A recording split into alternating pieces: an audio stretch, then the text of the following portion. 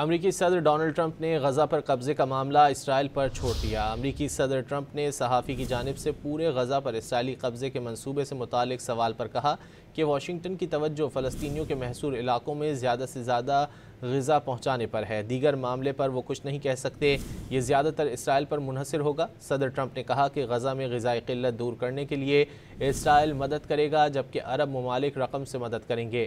عالمی media report کے مطابق نیتن یاہو نے غزہ پر مکمل فوجی قبضے کی حمایت کی ہے، جبکہ ٹرمپ انتظامیہ کا غزہ میں امداد کا انتظام امریکہ کے زیر انتظام لینے کا منصوبہ ہے۔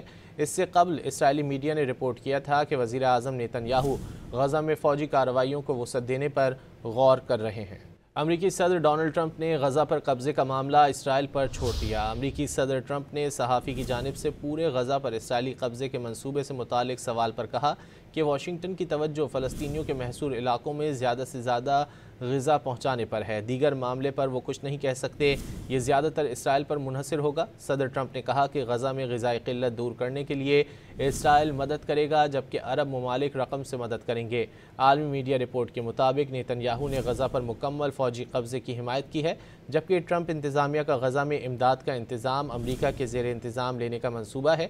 اس سے قبل اسرائیلی میڈیا نے رپورٹ کیا تھا کہ وزیر اعظم نیتن یاہو غزہ میں فوجی کارروائیوں کو وسعت دینے پر غور کر رہے ہیں۔